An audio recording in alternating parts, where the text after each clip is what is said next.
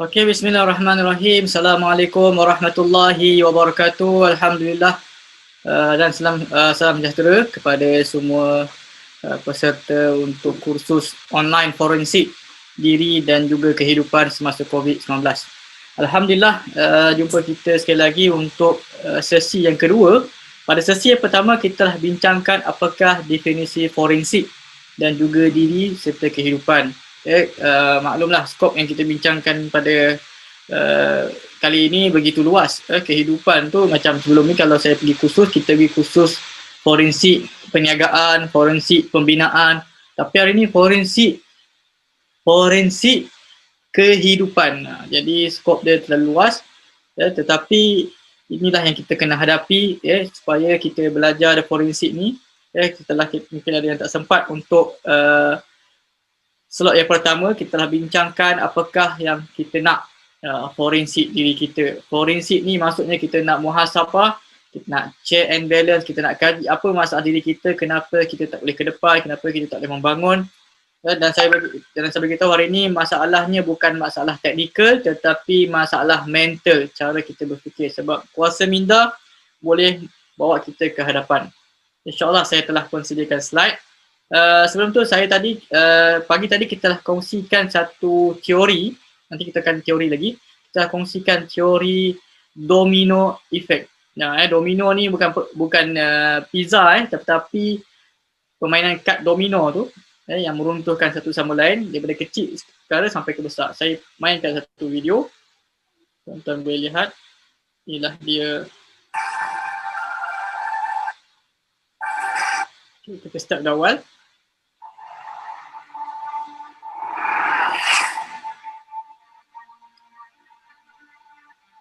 Itulah domino effect.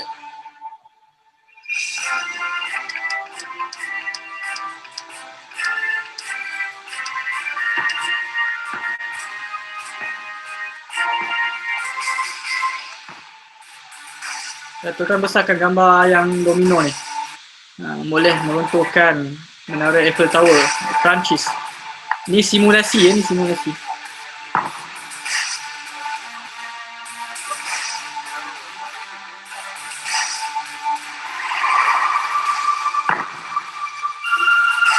Nampak ni contoh lah. Ada banyak contoh. Tengok balik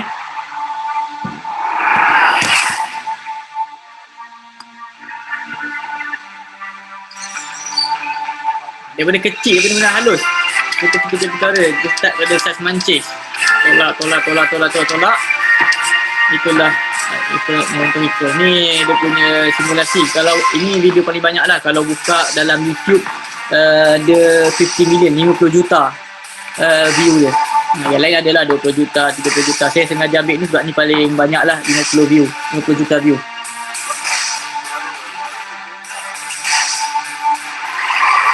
Okey.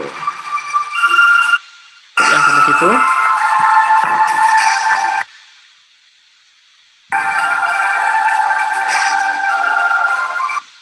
Okey. Itu adalah domino effect yang telah kita jelaskan. Bila kita nak buat perubahan, kita kenalah bermula daripada bawah, daripada sekecil-kecil perkara. Dan perkara yang paling basic adalah minda kita, cara kita berfikir, atau bahasa orang panggil kepala otak. Saya bagi kursus dia bagi kepala otak. Jadi kepala otak kita ni, minda kita ni kena dibetulkan. Mindset kena betul. Sebab hari kebanyakan macam kita ulang sekali lagi, sebab kita kena selalu ulang benda ni sebab dia melibatkan minda. Apatah lagi dia melibatkan minda separuh sedar. Sebab kadang-kadang benda yang long memory term ni, memori yang masa panjang ni kebanyakan adalah berdasarkan minda separuh sedar. Jadi kita ulang-ulang, mungkin tuan-tuan akan perasan lah. Saya kata hari ini kebanyakan bermula pada masalah minda kita. Dan COVID-19 hari ini telah menyebabkan ramai orang stres, malindo, dibuang separuh pekerja. Dan baru ni saya pergi kursus bisnes, saya pergi kursus usahawan. Peserta, majoriti dalam peserta itu adalah semuanya dibuang kerja. Jadi diorang terpaksa join usahawan sebelum makan gaji, terpaksa join usahawan untuk survive dalam kehidupan. Jadi orang dalam keadaan stres, jadi bagaimana kita nak forensik diri kita Kita nak ubah, sebab ubah yang paling baik, yang paling manfaat adalah ubah diri sendiri ni. Bahkan dalam Al-Quran pun ajar tips ni, ku anfusikum wa ahlikum nara. Jaga diri kamu, pelihara diri kamu dulu, ahli keluarga daripada api neraka. So kita start dengan diri kita, dan barulah kita luaskan kita punya aura kita, tenaga kita kepada family kita. InsyaAllah, saya rasa semua bersedia. Kita akan teruskan kepada kita punya slide. Okey, minda dan otak. Bismillah. InsyaAllah, ini adalah yang pertama kita akan bedah tentang otak dan kemudian tentang minda kita. Sebab tu saya tak gambar otak. InsyaAllah hari ni kita nak gambar otak. Saya hari tu nak beli tau set otak tak dekat Shopee kan, dekat Lazada, tapi mahal pula, beratus. Ya. Jadi senang kita buat gambar lah. Sebab otak ni dia menarik. Kan, otak ni dia, dan otak kita ni dia makin berkembang. Dia dalam bahasa Inggeris bagi plasticity. Bentuk plastik dia boleh membesar. Ya. Tetapi bahaya kalau kita, na'udzubillah, kalau kita, siapa yang mengambil arak ataupun alkohol, dia boleh kita kata boleh menyekat pertumbuhan otak. Itu kesan lah pada arak. Sebab tu dalam, kalau tuan-tuan buka dalam ceramah dalam YouTube tentang otak, mind, ada banyak kisah-kisah tentang stroke. Alkohol boleh menyebabkan juga kepada stroke. Tapi banyak lagi lah faktor. Tetapi dengan kuasa minda, sebab tu orang yang kena stroke ni boleh sembuh dengan kuasa minda, dengan kuasa otak. Dia buat pergerakan dan menyebabkan dia bergerak. Ya. Okey, saya tak nak sentuh bab tu, sebab itu lebih kepada stroke dan perubatan. Kita masuk minda dan juga otak.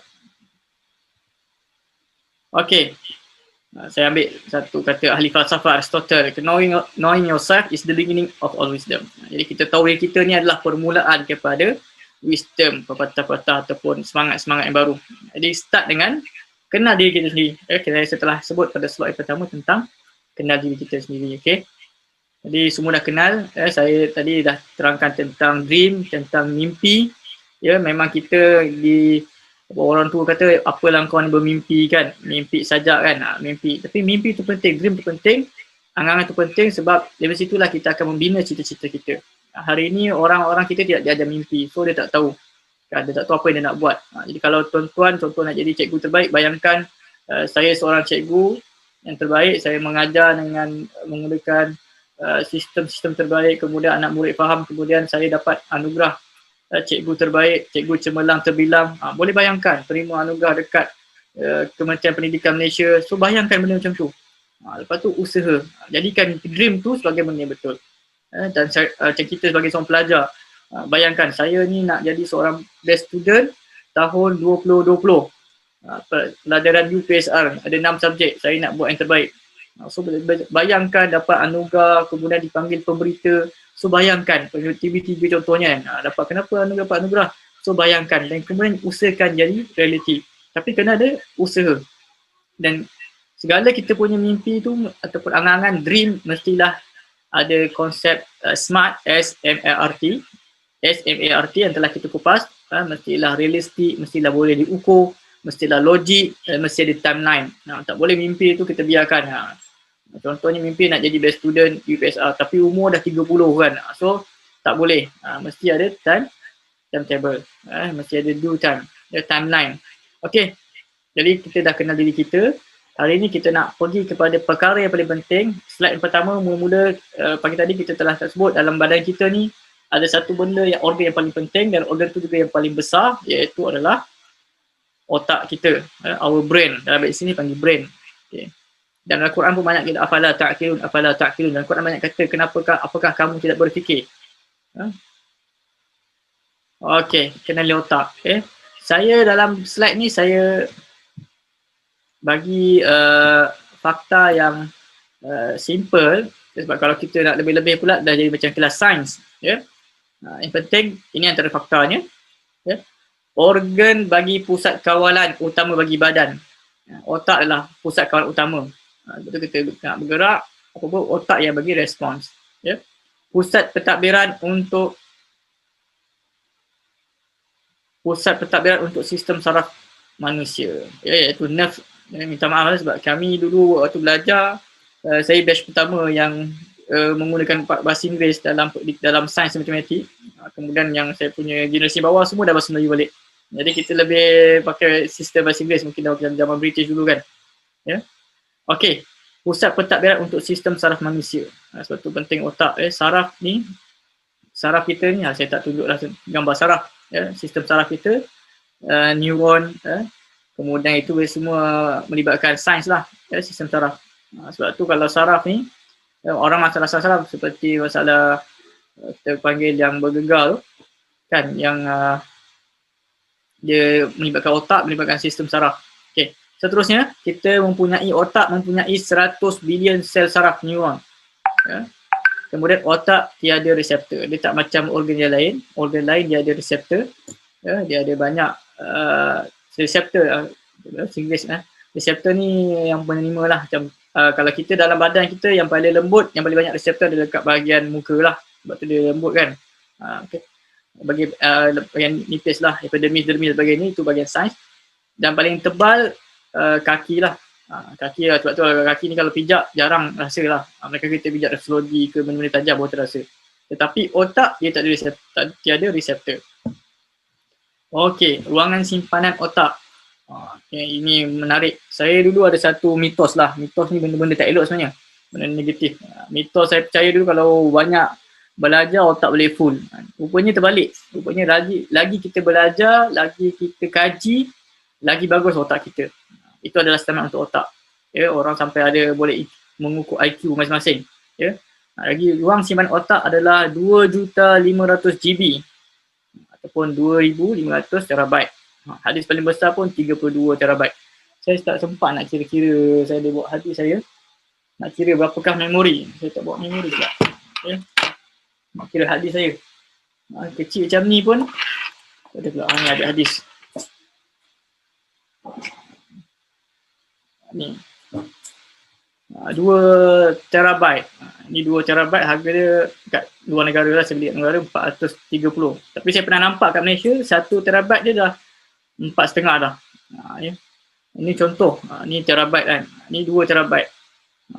Bayangkan kalau 32 terabyte itu pun dah paling besar. Sekarang otak kita lebih banyak lagi. Kita nak isi pun tak penuh. Sebab tu kita kena sampai diorang buka lah otak Einstein. Nanti itu gambar saya akan tunjuk. Okey, kelajuan otak terendah untuk maklumat melalui otak adalah 4 atau 18 km per jam. Nak kata begitu laju lah. 4 atau 18 km per jam. Begitu laju. Sebab tu kalau kita katakan untuk orang fikir, kan, kalau mungkin dia lembab, mungkin ada masalah dengan kelajuan. Itu juga ada juga kaedah ataupun teori dari sains kita nak belajar macam mana nak cepatkan kita punya kelajuan otak. Itu semua ada dalam kajian. Itu banyak lagi lah. Saya ambil yang penting-penting saja. Okey. Okey, next. Okey, ini adalah dari sudut sains juga tentang bagaimana otak. Apa pun yang penting otak ni ada cerebrum dengan medula oblongata. Itu 3 basic lah. Ni semua lebih detail untuk kawal temporal lobe, untuk kawal pendengaran, bahasa, memori. Dan orang ni amygdala ni, saya takut salah sebut, tapi function dia adalah untuk orang yang simpan memori. Sebab tu ada orang bila simpan memori dia punya lebih besar. Banyaklah dia punya function ni. Cerebellum untuk pergerakan, untuk balance, untuk movement. Ni occipital lobe ni adalah untuk penglihatan, persepsi. Ni semua banyak. Sebab tu saya pada slide pertama saya ada berapa kitab 8 kali 3, 24. Ada 24 buah buku tentang otak. Tentang otak saja ada 24 buah buku. Dekat slide saya yang pertama saya tunjukkan. Saya tak sempat untuk kita kaji pada masa yang suntuk ni. Tetapi inilah ringkasan kepada otak. Saya mencadangkan kepada teman-teman, kawan semua, kalau nak dapatkan detail boleh, tetapi kebanyakan ceramah-ceramah tentang sains ataupun otak ni kebanyakan dalam bahasa Inggeris di YouTube. Diorang banyak kaji. Saya dengar banyak talk TED Talk, dia cerita tentang brain. Semua adalah pakar-pakar dalam otak. Mereka ada universiti ataupun department khas untuk kaji otak. Kita mungkin di tanah air kita mungkin kurang lah untuk kajian-kajian ni. Kalau ada pun tak begitu menonjol. Saya juga bahan-bahan dalam bahasa Melayu kebanyakan tak ada lagi. dalam bahasa Inggeris. Okey. Okey, ini juga otak ya, untuk lebih dia punya function dia ya. Otak kita ni boleh menyelesaikan masalah, boleh juga menghukum, boleh juga merancang. Ini adalah bahagian frontal, bahagian depan.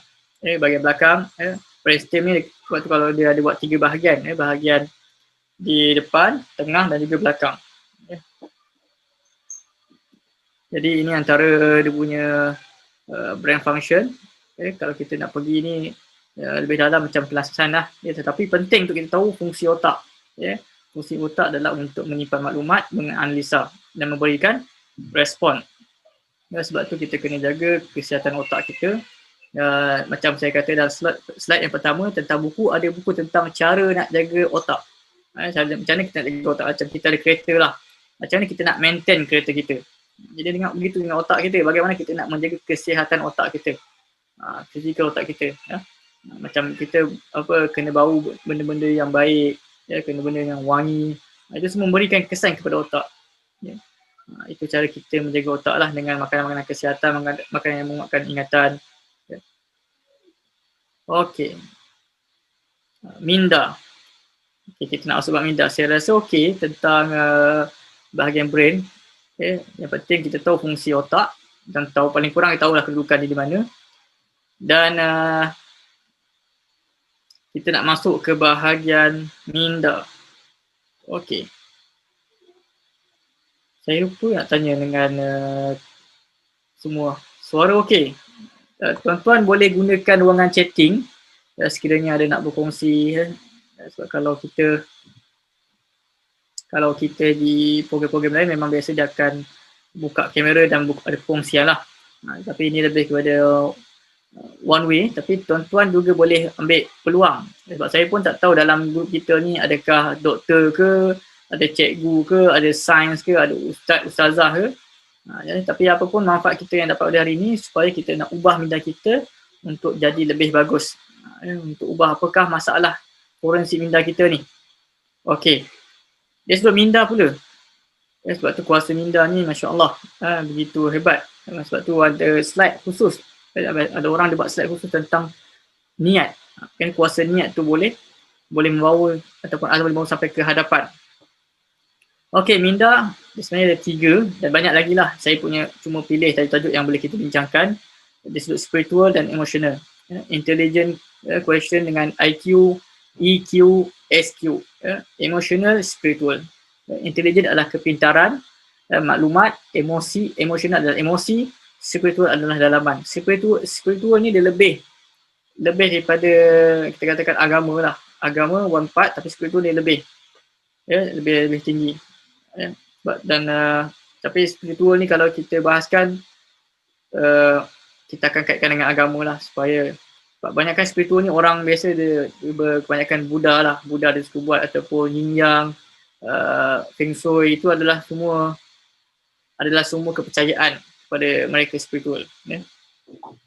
Okey, saya nak tuan-tuan bayangkan yang uji minda. Sebenarnya dia banyak bermain dengan minda lah. Okey, saya nak bagi tuan-tuan satu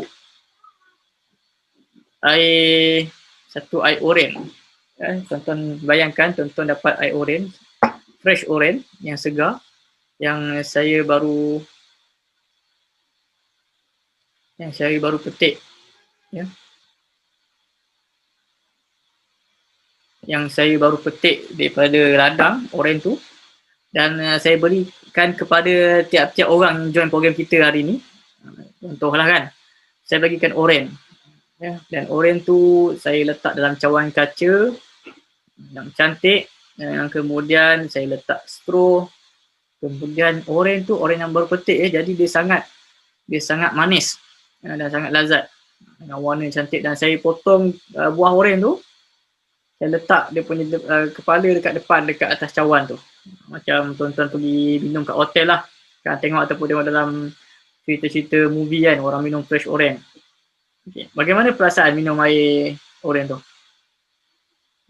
Saya letak ais, buah tu fresh. Okay. Kemudian waktu tu tuan-tuan tengah berada di tepi pantai. kan, berada di pinggir pantai tengah berehat dengan hembusan angin kan, sejuk-sejuk macam tu, kemudian dapat pula fresh orange. Jadi lepas tu saya nak tambah lagi, saya ada bawa lemon, saya ada bawa limau kasturi. Saya nak bagi lemon limau kasturi. Tuan-tuan bayangkan, minda boleh tak minda tuan-tuan bayangkan? Dan saya minta tuan-tuan top up lagi, tambah lagi limau, tambah lagi limau sangkuit. Lemon yang masam, orang kata masam gila kan, masam sangat tu. Letak, saya minta tuan-tuan letak lagi dalam air tuan-tuan yang saya bagi tadi, dalam cawan kaca yang cantik tu, letak lemon, perah lagi. Saya bagi dalam 1 biji, perah. Okay, tuan-tuan rasa. Okay tak? Jangan letak gula. Okay. Kemudian saya nak letak lagi, tambah 2 biji lemon. Nak buang asid ni kan. Buang asid, letak lagi. Apa macam mana rasa? Okey tak?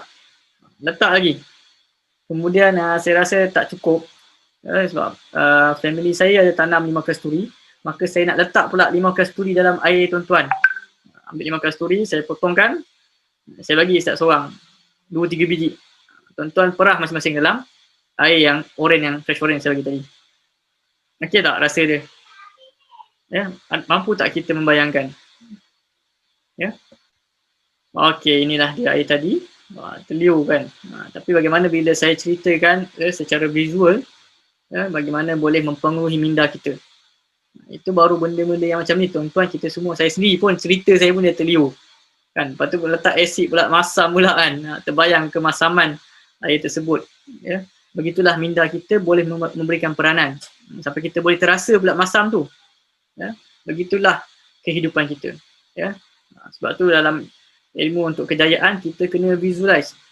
Untuk tuan-tuan nak jadi apa? Nak berjaya macam mana? Visualkan, bayangkan.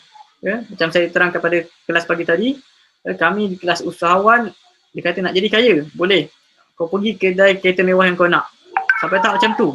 Dia suruh setiap orang daripada peserta ni pergi ke kedai kereta mewah. Contoh dia minat BMW, memang dia orang pergi. Saya dalam grup tu, saya dia yang tak pergi. Kan? Kawan-kawan saya dalam grup tu, usahawan tu, semua pergi kedai kereta masing BMW bergambar. Sampai kami punya trainer suruh jilat. Sampai tak macam tu. Untuk visualize kan. Dan memang terbukti lepas tu orang dapat. Okay. Kita kembali kepada kita punya perbincangan minda, spiritual dan emosional. Dia macam belajar agama pula. Dia khilaf di manakah yang paling afdal, spiritual ke, emosional ke, intelligent. Ada khilaf ke? Ada perbincangan ke? Mana yang paling penting? Spiritual ke, emosional ke, ataupun intelligent? Ya. Manakah yang paling penting? Ada kita nampak orang tu pandai kan? Pandai tapi akhlak, Masya Allah. Kan?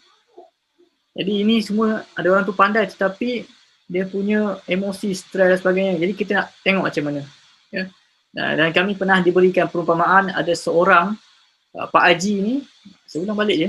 Ada seorang Pak Haji ni, dia nampak kucing tengah lemas. Dan dia nampak, dia pun lalu. Buat tak tahu. Ada seorang ni biasa-biasa je. Tapi nampak kucing tengah lemas, dia pun selamatkan. Okey? Jadi macam mana? Adakah ini emotional spiritual? Kita bukan nak buruk siapa-siapa, tapi kita nak ambil contoh. Realiti, pemikiran ataupun minda kita pada hari ini. Ya? Nanti saya akan kongsikan beberapa teori. Banyak. Kita kalau kupas bab banyak teori. Saya memang sekarang ni mengkaji PKP ni, saya mengkaji bab otak, bab minda, cara berfikir, psikologi. Banyak buku-buku psikologi dalam bahasa Melayu, tapi saya tak tunjuklah bahasa Melayu. Tadi dalam slide saya tunjuk semua bahasa Inggeris. Sebab yang bahasa Inggeris kebanyakan mereka buat kajian. Kalau bahasa Melayu pun ada, telah bahasa Melayu, kitab buku dalam bahasa Inggeris yang telah diterjemahkan bahasa Melayu. Ada. Ini contohnya tentang nampak. Saya bukan nak promote buku, saya nak bagi tahu buku yang saya kaji. Ini mistik alam Melayu. Bagaimana orang Melayu dia punya ala-ala mistik ni, tapi buku ni menarik. Yang kaji ni bukan, yang ni adalah kitab terjemahan, yang kaji ni adalah orang putih. Tahun 1900. Dahsyat kan dia punya kajian dia. R.O. Winstead. R.O. Winstead dia buat kaji. Dan dia terjemahkan kembali ke dalam bahasa Melayu. Maksudnya orang putih yang duduk Malaysia, dalam tanah Melayu, dia kaji tentang alam mistik. Jadi banyak mantra-mantra, ulit mayang semua tentang Sabah, tentang Gunung Kinabalu, penjaga gunung Kinabalu, semua ada dalam ni. Tapi dia tak dapat, sebab dia tak kupas banyak lah. Tapi ni adalah kaitan dengan minda. Macam mana orang Melayu boleh percaya kepada perkara mistik? Saya akan terangkan satu teori, iaitu teori placebo. Menarik kan? Buku-buku ada, buku Melayu yang risau ada. Ini adalah the human complex, tentang psikologi manusia, tentang minda manusia. Juga telah, ni pun terjemah juga. Sebenarnya diorang ni baca dan dirumuskan dalam bahasa Melayu lah. Human complex. Juga terangkan tentang teori placebo yang akan kupas nanti. Okay. Okay. Kita nak ni. Okay. Tentang bahasa Inggeris, the ultimate intelligence have said that while computer have IQ, animal can have IQ. Dia katakan bahawa komputer boleh ada IQ dan juga animal pun boleh ada EQ. Maksud IQ dan EQ adalah ada emosi dan juga ada intelligence, ada kepandaian. Komputer ada, memang komputer memang pandai lah. Kita hari ni buka live pun pakai komputer kan. Ada dengan kelajuan, dengan software. Dan animal pula juga ada emosi. Tetapi bezanya manusia ni sebab dia ada SQ, that set humans being apart. Ada spiritual. InsyaAllah kita akan kupas tentang spiritual. Jadi saya tak gambar budak-budak spiritual tentang kita ada dalaman. Okay, ni hari tadi. Ini kita punya otak kita, ada habit kita, ada perasaan, ada memori, ada expectation, luahan, attitude, perasaan, kan. Jadi ini adalah contoh sejarah, story semua masuk dalam ni. Kemudian pengalaman semua dalam kita punya brain, otak. Ini dia placebo effect. Dah dengar tak placebo effect? Ada doktor kat sini? Ada bomoh kat sini? Bomoh pun pakai placebo effect. Placebo effect ni adalah satu teori dalam psikologi dalam minda. Untuk menguasai minda, untuk minda, placebo effect. Banyak kajian, saya bagi antaranya ada sekumpulan saintis, mereka nak buat teori ni lah, placebo effect. Saya akan terangkan dalam bentuk banyak kehidupan nanti. Jadi sekumpulan saintis, mereka nak menguji manusia, dia ambil dia buat satu ubat untuk tahan sakit. Ubat tahan sakit, cecair lah, dan dia sapukan pada tangan orang lah, pada tangan pesakit, dan letak ubat. Dia kata dengan pesakit, okey, saya bawa sapu krim ataupun minyak ke tangan anda, dan krim ni dapat mengelak anda berasa sakit. Okay, kan? Kemudian kita ambil penyepit dan sepit tangan pesakit tadi. Kemudian kita pergi kepada orang yang lain, banyaklah kita buat eksperimen ni, bukan seorang, orang yang lain kita tak letak krim tu, kita sepit je, kan. Apa yang berlaku, kan, kita tanya kepada, kemudian setelah kita sepit-sepit dengan orang, kan, ni saintisnya kajian, saya terjemahkan, saya cerita dalam bentuk ni, ada tentang placebo effect, banyaklah, tuan-tuan boleh google, dalam medik pun ada, ya. Jadi bila dia sepit, kemudian buat kajian tentang perasaan sakit, jumpa dengan orang-orang yang tak ada sapu krim tu, wah kami sakit lah sebab kami tak dapat krim tu. Jumpa orang placebo effect tu, dia kata, oh kami kurang sikit sakit. Dia kata tak sakit pun ada.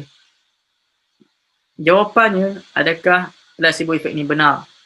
Saya beritahu kepada tuan-tuan dan sidang yang melihat sekarang ni, sidang penonton sekarang ni, bahawa krim yang disapu tadi atau minyak yang disapu tadi adalah minyak ataupun air kosong sahaja.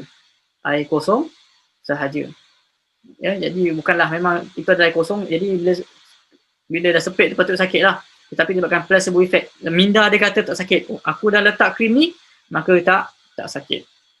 Jelas tak? Penting placebo effect ni. Paling banyak pakai placebo effect ni adalah doktor-doktor. Doktor-doktor. Kenapa? Sebab nak merawat pesakit.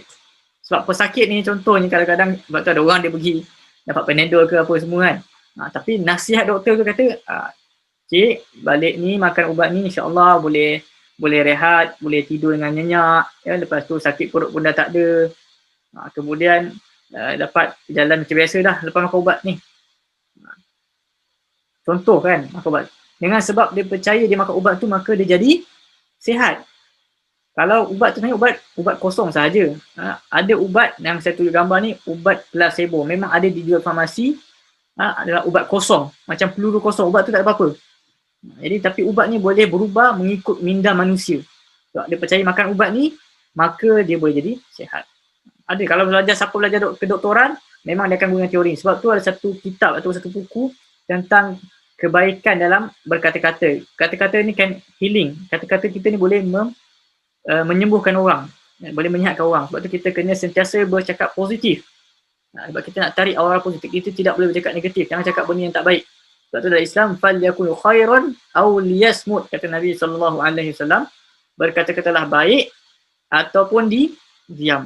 Dua je, kata-kata yang baik ataupun diam. Jadi kata-kata yang baik inilah yang boleh memberikan kesan ataupun aura positif diri kita, nur. Dalam bahasa nur, positif diri kita. Kata-kata, percaya pada kata-kata tersebut. Banyaklah. Contohnya belajar kan, bagi soalan ni, kau buat ni mesti kau boleh berjaya. Maka dia pun buat. Padahal soalan tu biasa je. Tapi sebab dia percaya dengan buat tu, dia akan dapat kejayaan. Ini antara contoh placebo effect. Kita dalam kelas-kelas spiritual pun, kelas-kelas minda pun diajar juga untuk kita cakap dengan batu. Kan? Bercakap dengan batu je pun. Tapi percaya dengan cakap tu boleh buat. Suatu placebo effect ni bukan sahaja digunakan oleh perubatan, bahkan digunakan oleh bomoh-bomoh juga. Bomoh-bomoh dukun-dukun kan. Dalam mistik ni memang dia bongkar habis lah perangai bomoh-bomoh ni. Tapi betul lah, memang digunakan placebo effect lah. Mungkin bomoh dulu belajar kan, walaupun secara tak formal. Bomoh-bomoh mereka menggunakan placebo effect ni. Sebagai contoh dalam buku ni kata, bomoh-bomoh saya kaji ni sebab nak tahu tentang mistik-mistik orang Melayu kita percaya ni. Ya. Contohnya batu kan, contoh rawatan baik pakai batu dia, ni dalam buku begitu. Ya. Jadi dia gunakan batu-batu ni untuk merawat pesakit. Ya, dan bila nampak batu-batu tu bergerak, keluar pula ubat penyakit dia keluar, maka pesakit pun percaya. Dengan sebab batu tu, maka dia sihat. Padahal batu tu tak berapa pun, itu memang placebo effect. Macam dia percaya pada ubat. Ini kisah bomoh. Jadi bomoh gunakan batu tu untuk supaya pesakit tu yakin yang dia sembuh. Takkan bomoh tu nak buat, tak ada buat apa-apa kan. Macam tu juga bila bomoh menggunakan air. Bomoh menggunakan air yang dia minta sebesen ke semangkuk air. Itu adalah untuk memberikan keyakinan. Padahal dia pun tahu air tu tak boleh buat apa. Saya rasa jelaslah placebo effect. Nak dapat detail kita boleh dapatkan dalam YouTube lah, tag placebo effect, boleh check. Ya, benda ni adalah benda kajian. Okay, next. IQ, intelligent question, decide your intelligent,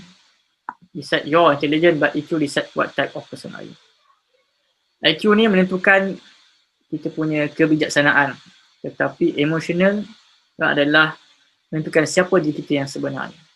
Hari ni banyak orang guna kaedah 10, 90, 10, 20, 80 untuk ukur. Hatta kalau dalam pekerjaan pun orang akan utamakan emosional, bagaimana dia menguruskan emosi dia.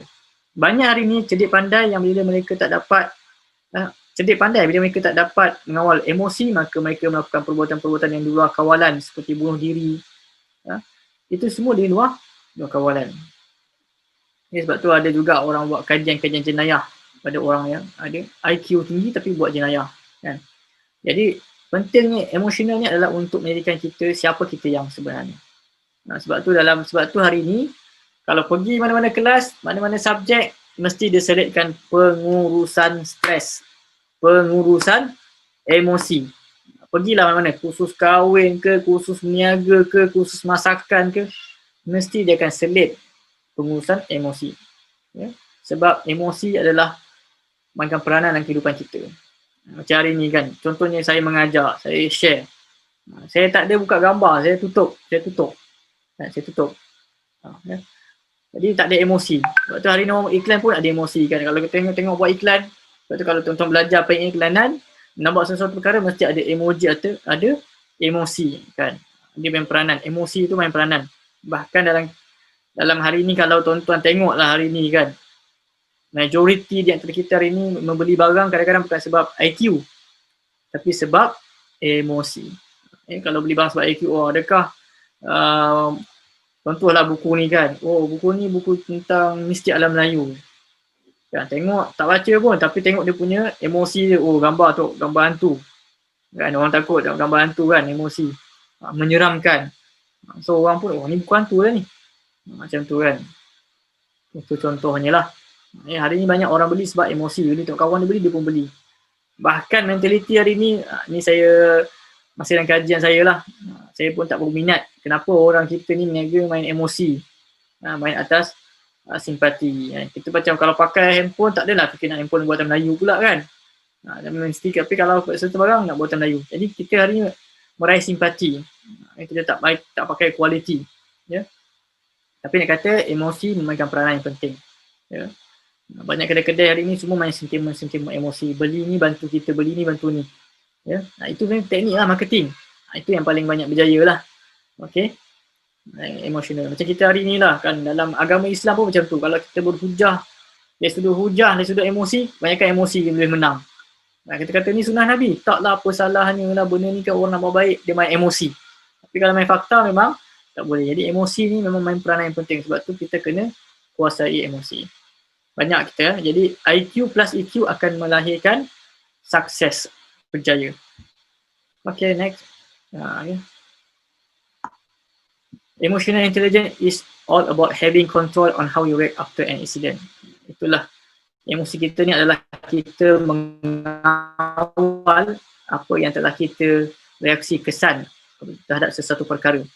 Reaksi kita. Ya. Kemudian the 90 slide 10 principle says 10% of life is made up but what happens to us and 90% is occupied by our heart. 10% dari kehidupan kita ni adalah apa yang kita usahakan, kita belajar, dan 90% adalah bagaimana kita berinteraksi. We don't have control of the 10%. Kita tak dapat kawal 10% tu. Apa kita belajar macam tu, dia fakta, tak ubah. Tetapi yang kita boleh kawal adalah yang 90%. Dan saya bawa gambar kartun kan, orang kita ni kalau kereta keluar bawa steering lock lah, banyak kematian masa COVID baru ni kan, mati kesian muda je, umur dalam 30-an kan, kena pukul sebab kereta berlanggar dan sebagainya. Emosi, tidak dapat mengawal emosi dalam kereta.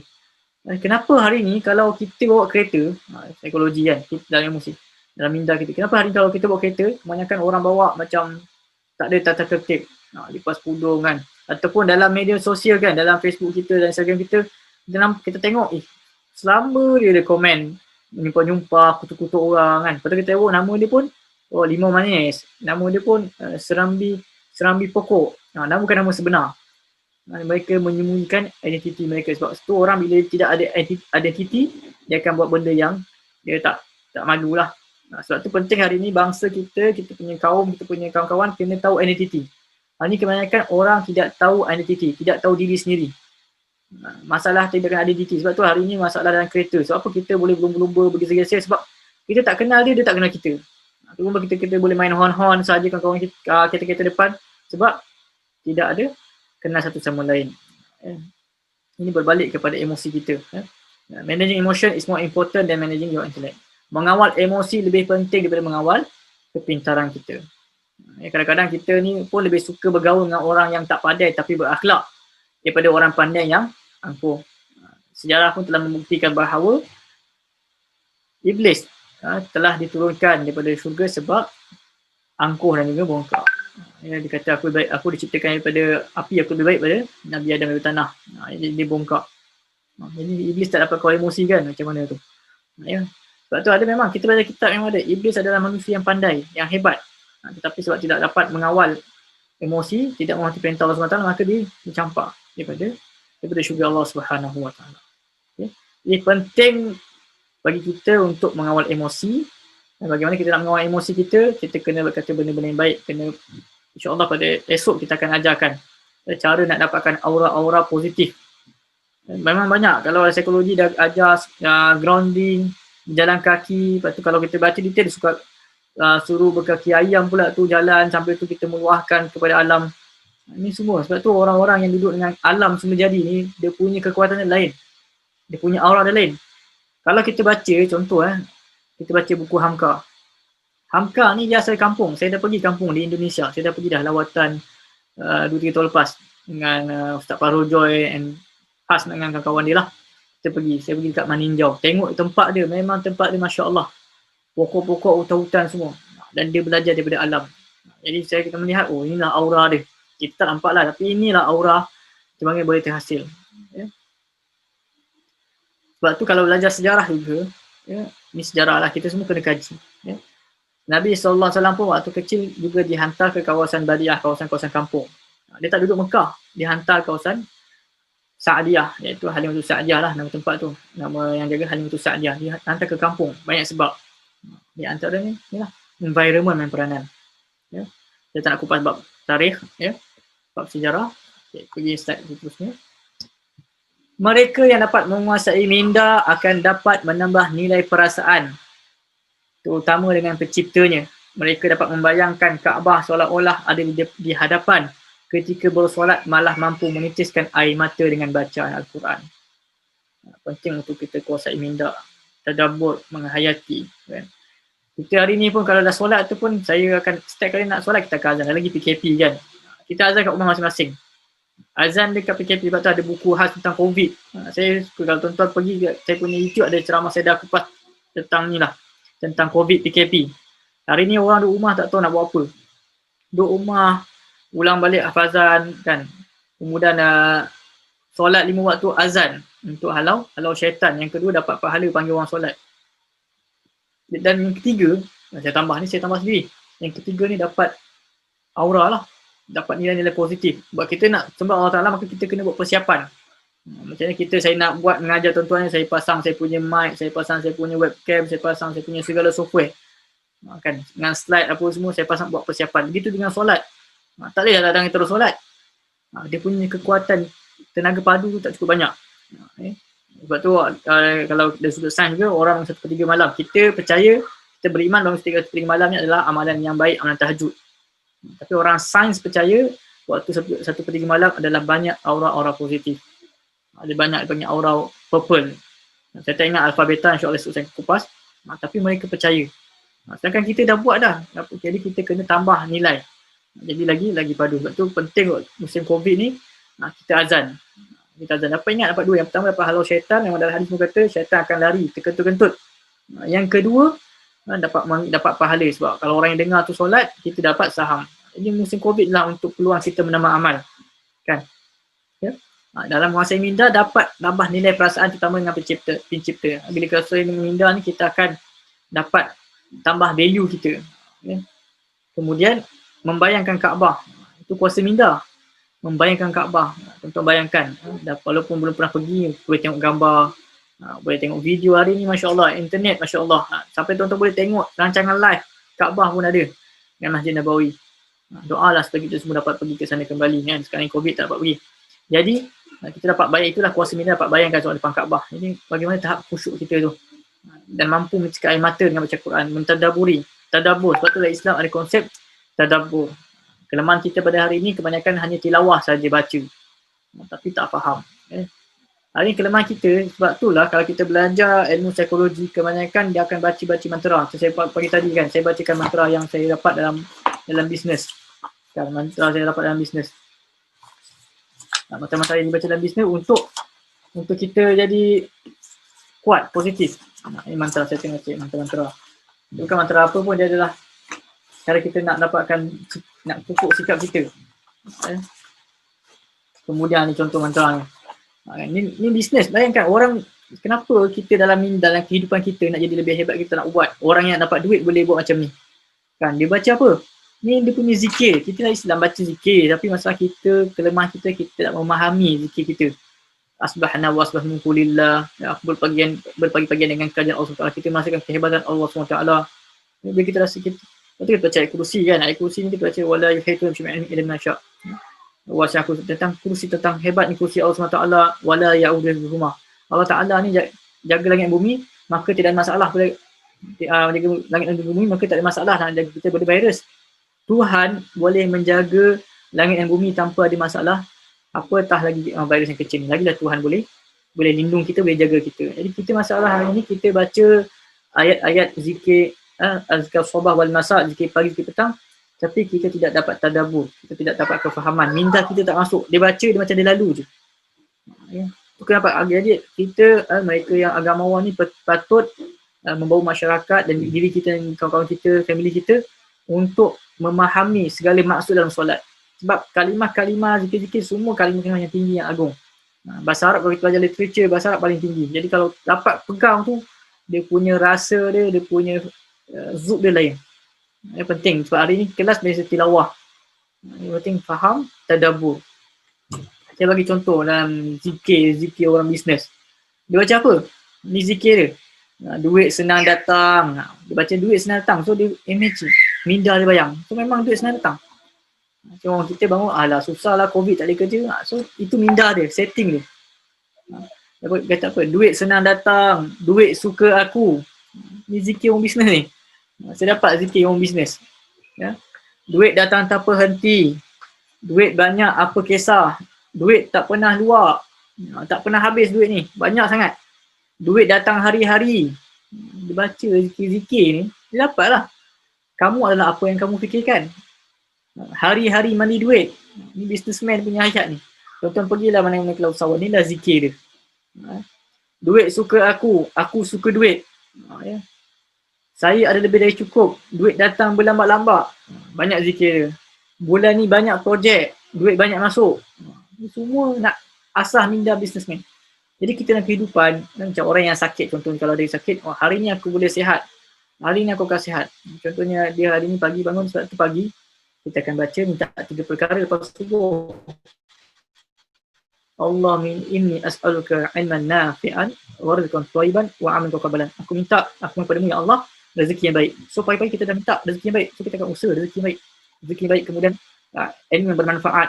So hari ini kita dapat ilmu yang bermanfaat untuk kita asah minda kita. Wa rizqan thayyiban, dan rezeki yang baik, yang halal dan thayyibah. So kita minta kepada Allah. Jadi bila kita baca, kita faham, kita dah asah minda kita. So dalam zikir-zikir ada yang 33, ada yang 100 kali. Itu juga repetition, pengulangan. I am the best, saya terbaik. Saya adalah pemenang, I am a winner. Today is my day. So, ini ayat yang motivasi untuk kita bacakan supaya dapat kuasai minda kita. Ya, contohnya. Baca nota, dia suruh baca dengan penuh semangat sehingga inner self anda bergetar. Dia suruh baca sampai rasa. Cuba tuan-tuan zikir sampai rasa, sampai faham. Ya. Bukan segat ritual. Tapi itulah kedai Islam, baca pun dapat pahala. Apatah lagi kalau baca dan faham. Saya nak beritahu itu aura dia berbeza. Ya. Okey. Bayangkan dalam persekitaran di tempat kerja dan rumah, ramai yang terbeban dengan pelbagai masalah. Cara biasa yang dilakukan adalah dengan untuk mengurangkan tekanan adalah dengan bercuti bersama keluarga. Hari ini orang kalau stres, ramai yang pergi bercuti. Dan saya memang bertugas bahagian umrah dan juga haji. Memang saya duduk sana, ramai datang buat umrah haji ni kebanyakan semua orang masalah. Ada yang masalah bercerai lah, ada yang masalah stres tempat kerja lah, ada yang cek ketenangan.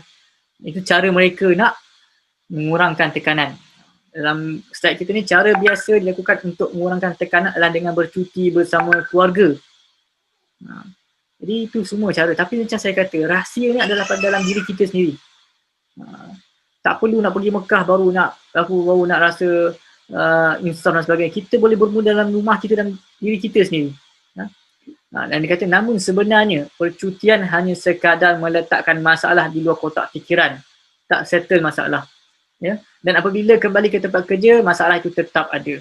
Lama kelamaan, masalah yang dibiarkan akan menghantui kehidupan dan menyebabkan prestasi kerja menurun, perhubungan antara anak isteri menjadi suram. Ini kita kesan minda kita. Ya? Bagaimana kita tidak mencari solusi, ya? Tentang minda kita. Kita kena kaji. Macam student, apa masalah? Kenapa tak boleh berjaya? Cuti Sabtu Ahad ada. Betul masuk Isnin, masalah lagi kan.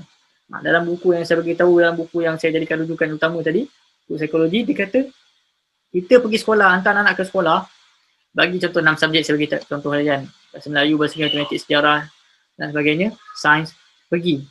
Mula-mula okey semua belajar, semua start from zero. Tapi bila kata, aku tak boleh lah, matematik ni susah. Ada orang kata, aku tak boleh lah, sains ni susah lah. Bagaimana boleh jadi macam tu?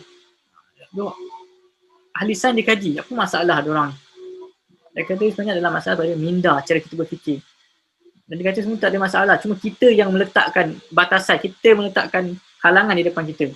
Sebab tu pentingnya tahu teori domino effect. Ya. Okay, next. Oleh itu, apa yang perlu dilakukan adalah dengan mengeluarkan keseluruhan pemikiran negatif dan fokus kepada perkara positif sahaja. InsyaAllah esok kita akan ajar cara nak keluarkan tu. Ya. Tetapi ramai tidak tahu caranya dan perkara ini langsung tidak pernah diajar sesiapa sejak kecil. Akhirnya kita hanya menyimpan semua cas negatif sehingga akhirnya menjadi barah yang sukar dibendung. Ini kesan dia. Ya. Kesan dia bila kita simpan semua cas-cas negatif, maka akan efek pada diri kita. Sebab tu hari ini kebanyakan orang-orang sakit lah kalau kita jumpa, kebanyakan ada pada dia adalah aura-aura negatif. Sebab tu kita dalam Islam sangat digalakkan. Dalam Islam pun ada fadilat. Siapa yang zarah orang sakit dapat didoakan oleh para malaikat. Kemudian dapat kasih sayang Allah SWT banyak. Diampunkan dosa. Jadi kita kena ziarah orang sakit. Dan kemudian kita ziarah pun kita kena bawa aura positif. Janganlah kita ziarah dengan kita tidak dengan busuk dan sebagainya. Ya. Dengan busuk dan sebagainya tak dijumpa, dia pun tambah sakit tengok kita. Jadi kita kena pakai kemas-kemas pergi dia untuk bagi aura positif kita pada dia. Ya. Dan kita kena keluarkan pemikiran negatif. Kita kena, macam saya kata, perkataan memainkan peranan yang penting. Cakap yang positif, buangkan yang negatif, ya, jauhi. Dan suasana pun main peranan. Ya.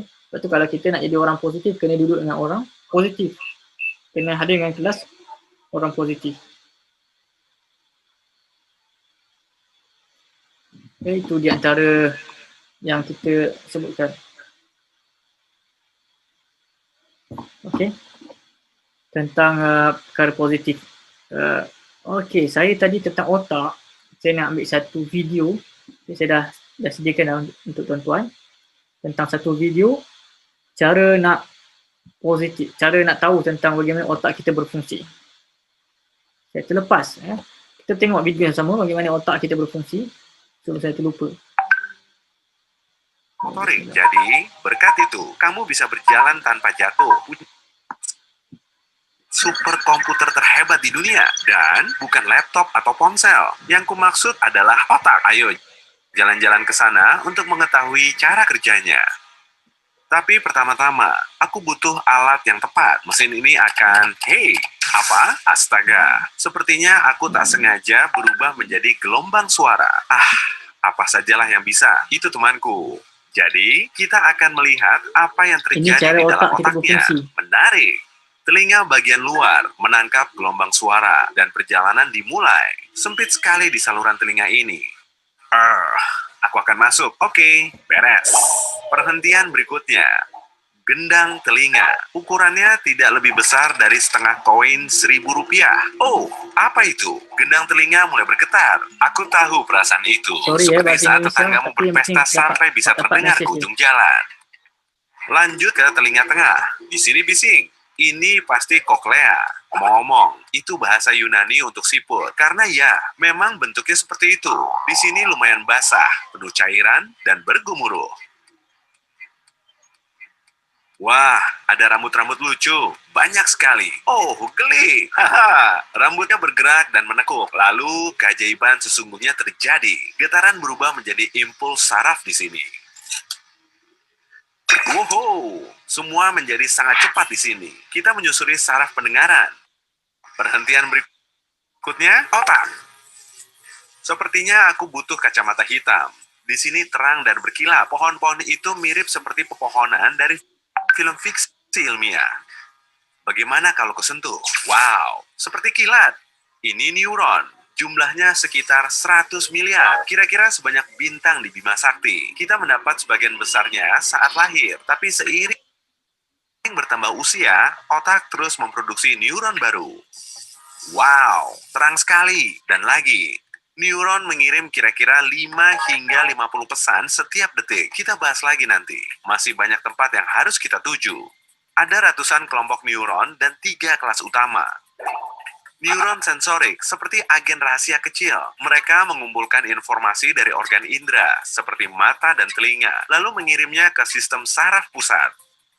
Yang ini neuron motorik. Mereka adalah bos besar di tubuh kita. Mereka mendapatkan informasi dari neuron lain dan mengirimnya ke otot, organ, dan kelenjar. Jadi, pada dasarnya, mereka mengendalikanmu. Sisanya adalah interneuron. Mereka mengumpulkan dan menerima informasi dari neuron lain. Aktivitas ini tidak pernah berakhir, seperti pabrik kimia besar. Neuron bekerja sangat keras sehingga menghasilkan energi yang cukup untuk menyalakan lampu LED tegangan rendah. Mari kita coba. Yeay, berhasil. Kecepatan di sini gila, sampai 400 km per jam, seperti mobil sport.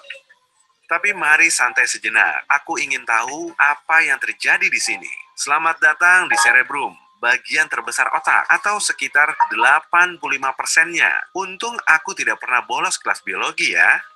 Lapisan luar cerebrum terbuat dari substansi abu-abu. Sisanya adalah intinya, yang terbuat dari substansi putih. Apa itu penting? Tentu, cerebrum menerjemahkan penglihatan, pendengaran, pengecapan, penciuman, dan peraba. Kamu bisa merasakan emosi berbeda dan belajar hal baru berkat itu. Tahukah kamu kalau otak punya kapasitas penyimpanan tak terbatas? Ternyata itu fungsi lipatan dan lekukan di sini. Oke, cukup bahasan cerebrumnya. Sorotan utama berikutnya dalam perjalanan hari ini adalah cerebellum, alias otak kecil. Ukurannya memang jauh lebih kecil dari cerebrum, tapi tidak kalah penting tentu saja. Hati-hati, itu belokan patah. Otak kecil menerima informasi dari sistem sensorik dan sumsum tulang belakang, serta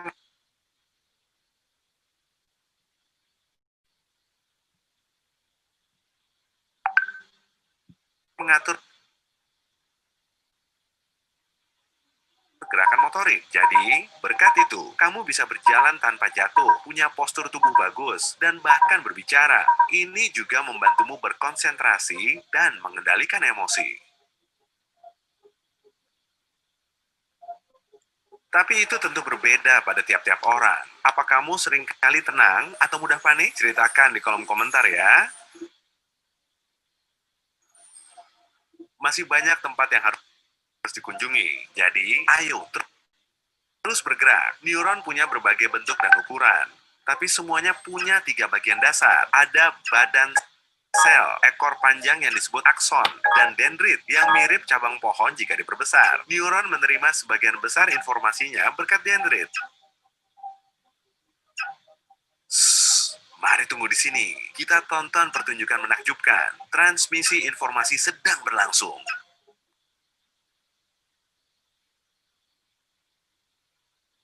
Neuron tidak bisa melakukan banyak hal sendiri. Jadi, mereka bekerja sama. Mereka bicara dalam bahasa rahasia sinyal listrik dan kimia.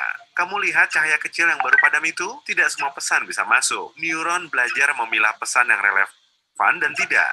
Saat kamu melakukan sesuatu berulang kali, sinyal yang sama lewat. Pesannya menjadi lebih cepat dan lebih mungkin untuk mencapai tujuan. Satu hal lagi yang membuat beberapa bagian otak lebih aktif. Ya, cinta. Itu mencerahkan hasil pindai MRI. Tunggu, sepertinya karena membahas cinta. Perhentian berikutnya terlewat. Mari mundur sedikit. Tidak, bukan itu. Mudah sekali tersesat di labirin ini. Mungkin di sini aku mencari sesuatu yang sangat kecil dan berbentuk almond.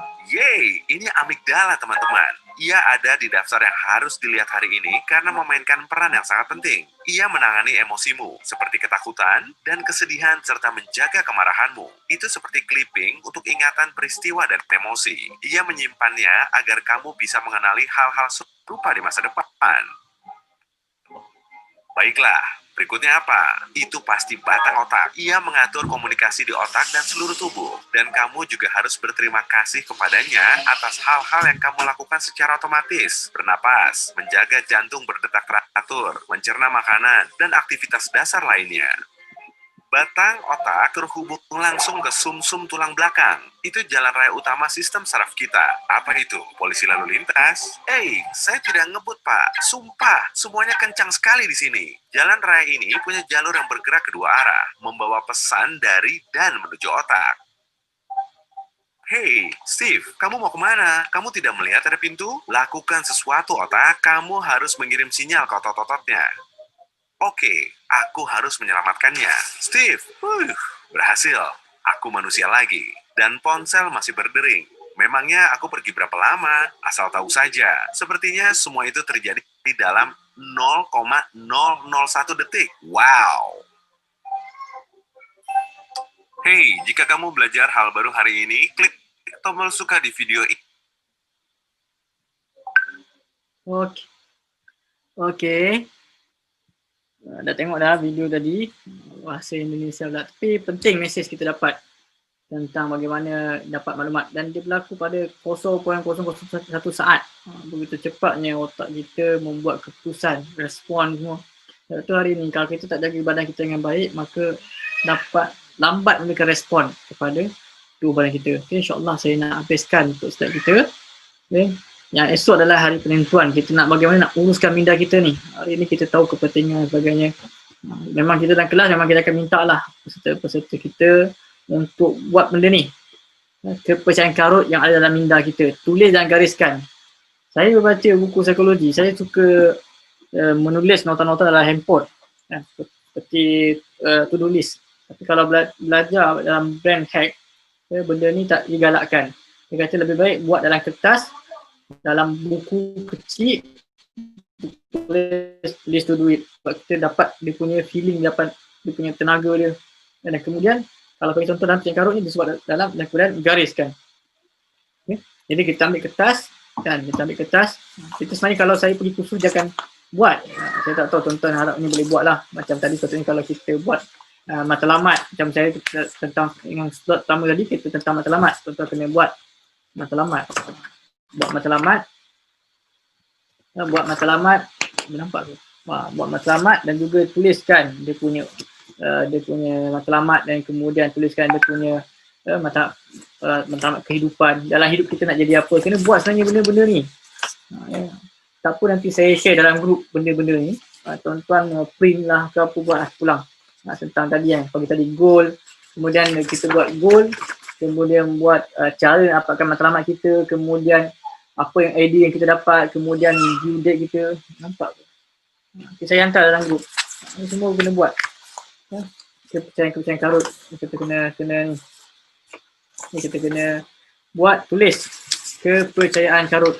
Kepercayaan karut kita yang kita percaya apa kepercayaan karut. Contohnya saya kata tadi, banyak belajar otak penuh.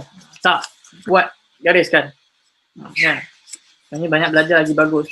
Gantikan dengan kepercayaan karut kepada tuliskan dan baca selalu. Banyak belajar akan menyebabkan otak kita lebih sihat. Sebab otak kita berfikir. Dia otak ni perlukan senaman. Dan senaman otak adalah dengan berfikir. Nampak? Tuan-tuan nampak tak? Nampak tak ni? Jadi tulis dan gariskan. Kemudian gantikan kepercayaan karut kepada yang betul. Tuliskan garis. Macam saya bagi contoh tadi kan. Banyak membaca ni otak kita penuh. Terbalik, salah. Gariskan karut dalam minda kita. Dan jadi tuliskan, banyak baca ni akan menjadikan kita berfikiran tajam. Minda kita lebih kuat. Dan sebenarnya kita bila buat latihan minda ni sebenarnya kita akan boleh kita ni pergerakan lebih tangkas. Kita buat, kita tulis macam karut dalam ni. Tuan-tuan buat apa yang dalam minda tuan-tuan? Tuan-tuan percayalah. Ada orang dia buat makan banyak boleh jadi gemuk. So dia buat imagine otak dia makan jadi gemuk. Ya jadilah. Sedangkan gemuk tu lah cara kita bersenam sebagainya, kita tak bersenam ke apa semua kan. Tapi itu semua minda kita. Saya dalam kursus dia kata jangan cakap makan ni boleh gemuk. Jangan cakap, dia kata. So tuliskan karut dalam minda. Tuliskan apa lagi? Tuliskan karut dalam minda. Ni tuan-tuan kena buat lah. Saya pun kena buat. Tulis apa. Tuan-tuan gantikan dengan kepercayaan karut kepada yang kita tuliskan dan baca selalu. Kita zikir lah. Saya yakin saya boleh jadi jutawan dalam masa setahun tulis. Tuliskan. Saya tidak boleh mengamalkan perniagaan sambil lewa. Ataupun kalau karut, saya tidak percaya pada apa. Tulis dan gariskan. Kena buat. Ya. Dan di mana kita beri perhatian, di situlah tenaga kita mengalir. Tapi kita kena beri perhatian fokus, power of focus kan dalam mental fog tadi kan. The brain fog ada dalam buku saya tunjuk mula je slide. Okay, dan last kali sebagai penutup, kuasa minda. Kuasa minda sangat penting. Banyak sejarah yang membuktikan Hari ni masalah kita, sebab tu saya share dengan geng-geng sahabat saya, masalah kita bukan masalah susah, masalah tidak ada keperluan, tetapi masalah minda kita. Minda kita tidak boleh ke hadapan. Dan banyak hari ni kalau buka sejarah, kebanyakan pembukaan-pembukaan empire sebab cara minda dan berfikir. Saya contoh peperangan dalam perang Badar. Perang Badar jumlah sahabat Nabi 313 ataupun 300 kan. Sikit 300. Lawan dengan orang yang jumlah 1000 dengan keperluan tak ada. Dan kita tahu dalam perang Badar Nabi bukan nak keluar berperang. Bukan Nabi memang keluar tim nak berperang. Dan tak ada niat nak berperang, tapi berlaku peperangan, maka disebut perang Badar, dan 300 orang tu mereka mempunyai kuasa minda yang sangat hebat. Kan? Apa sebab kuasa minda? Sebab apa? Ini antaranya lah yang faedah bila dapat kuasa minda kita. Kalau kita dapat kuasa minda kita, antaranya dapat meningkatkan tumpuan. Sebab orang kalau dia, sebab tu saya kata kalau dia dapat guru mentor dengan baik, dia akan, kita panggil dalam bahasa psikologi golden touch. Pegang apa-apa jadi. Bagilah pegang projek ke, pegang kepimpinan ke, pegang apa benda, dia buat mesti terbaik. Kuasa minda ada golden touch. Meningkatkan tumpuan. Saya lupa nak note all. Okay. Yang kedua, meningkatkan daya ingatan. Kuasa minda. Sebab tu Albert Einstein baru buka. Albert Einstein ni dia makan penuh IQ kita 200, dia dalam 16 ke. Nanti check balik tetapi nak kata otak dia memang dia buka berbeza dengan otak manusia lain. Besarnya otak dia ni. Meningkatkan daya ingatan. Kita ingat bahawa minda kita ni dapat menguatkan daya ingatan. Itu insyaAllah esok kita akan belajar. Yang ketiga, meningkatkan gerakan kinetik. So orang yang minda hebat, dia pergerakan lebih hebat. Sebab dia minda dia dah hebat. Sebab tu kita orang pepatah katakan, badan yang sihat akan melahirkan akal yang cergas. Badan sihat lahirkan minda yang cergas. Kemudian yang keempat, kuasa minda dapat seimbangkan emosi. Emosi kita akan jadi seimbang. Penting seimbang ni bukan sahaja dalam emosi, dalam kehidupan apa-apa kena seimbang. Kita memang contoh, kita hebat dalam agama tapi kita lemah dalam bermuamalah, bersosial. So kita kena seimbangkan. Kena balance kan. Sebab tu contoh qudwah hasanah yang terbaik adalah Nabi SAW. Nabi merupakan seorang pemimpin politik, merupakan seorang kita kata ustaz, bahkan Nabi dan Rasul. Nabi SAW juga adalah seorang suami, seorang ayah. Jadi Nabi punya, kalau kita bukan masa kepadatan Nabi SAW tu lebih hebat, lebih susah daripada masa kita. Tapi Nabi SAW, kalau Nabi dan Rasul kita tahu bahawa mereka solat malam ni wajib. Solat malam tu wajib. Bagaimana Nabi SAW menggunakan minda bagi dia untuk menguruskan semua tu. Itu kuasa minda. Sebab tu kita kata selected person yang paling hebat datang ke bumi ni adalah para Nabi, para Rasul. Mereka ini mempunyai minda yang positif. Mereka dapat menguasai minda, orang mereka sangat hebat. Nabi ajar kita doa Allah menyufi qalbi nuran wa fi lisanin. Kita minta cahaya aura di sisi kanan kita, di kiri kita. Dalam hadis doa ni. Dan qalbi nuran wa fi lisanin wa fi sam'i nuran wa fi basarin, pada pendengaranku cahaya, pada penglihatanku cahaya. Minta. Nabi ajar kita doa minta cahaya. Ya. Ini penting ni kawasan minda. Kita kena jaga sebagai penutup. Ya. Kita kena jaga otak kita, jaga akal fikiran kita. Ya, sebab tu saya buat program-program macam ni. Walaupun tak ramai, walaupun saya kata kurang sambutan, ialah lagi COVID kan. Orang bersuka rehat. Kan. Jadi kita nak bantu dengan apa yang datang, tapi saya harapkan kualiti bagi kita semua, kita boleh sebarkan pada kawan kita. Penting, paling kurang kita dapat faedah-faedah, walaupun sikit, yang penting kita dapat juga untuk kita amalkan dan juga sampaikan. Ya, penting jaga akal kita. Jaga akal kita sebab Islam dia tak bagi kita minum arak, untuk jaga kita punya akal. Pemikiran kita supaya minda sihat, supaya kita dapat berfikir dengan pantas. Kita hari ini perlukan berfikir dengan pantas. Semua orang fikir. Tapi siapa yang lebih pick up? Fikir yang lebih pantas. Ya, jadi dengan kuasa minda ni kita dapat tumpuan kita, fokus kita tinggi. Kan? Kemudian ingatan kita tinggi, kemudian dapat bergerak dengan lebih pantas. Kemudian dapat seimbangkan emosi kita. Emosi paling penting hari ini. Dan hari ini kebanyakan orang tidak dapat mengawal emosi. Tapi dengan minda yang hebat, dia dapat kawal emosi gitu. Sebab tu Nabi sebut, la taghdab, jangan marah. La taghdab, la taghdab. Jangan marah pada sahabat. Sebab muda. Maksudnya jaga emosi, jaga minda. Jaga emosi, jaga minda. Jaga emosi, jaga minda. Ya. Jadi mudah-mudahan, insyaAllah esok adalah hari penentuan. Saya memang, saya katakan ringkas je kita share ni. Tapi sebab saya kata saya bagi khusus 3 hari 18 jam. Kita buat 2 hari baru 2 jam, 2 jam baru 8 jam. Itu pun bukan 8 jam solid. Itu pun tajuk pun kita banyak general. InsyaAllah esok kita akan buat yang terbaik. Saya yakin tuan-tuan akan ajak lebih ramai datang, dan insyaAllah kuliah ni juga perkongsian ataupun seminar kelas online juga saya akan share di YouTube dan juga Facebook Gerak Dakwah Tenon untuk kita ambil manfaat. Tapi macam saya katalah, kita punya cawan ni adalah kita kena isi dengan positif ataupun dia akan diisi dengan negatif.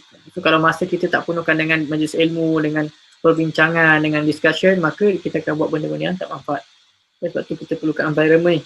Kita share, kita ajak kawan-kawan yang saya kenal, saya ajak sama-sama kita asah minda kita, jaga minda kita, jaga percakapan kita, jaga perbuatan kita. Dan insyaAllah kita akan menjadi seorang insan yang hebat.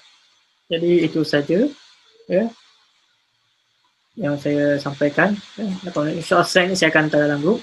Jadi aku liqauli hadza wa astaghfiru lakum. Wassalamualaikum warahmatullahi wabarakatuh. InsyaAllah esok kita akan bincang tentang 2 perkara. Yang petang pasal aura, cara nak jaga aura semua, itu penting. Sebab kita penting aura. Hari ni saya gerak-gerak, saya kata, ni aura macam ni. Kita nampak aura. Kan? Yang segala macam juga esok adalah minda separuh sedar.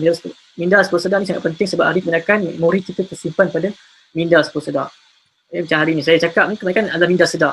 Tapi ada saya macam saya tak apa dalam, bukan dalam teks, dalam minda separuh sedar. InsyaAllah kita akan discuss pada esok. Esok adalah isi pada perbincangan kita. Jadi itu saja. Saya mohon maaf tersalah bahasa, tersalah bicara. Assalamualaikum warahmatullahi wabarakatuh.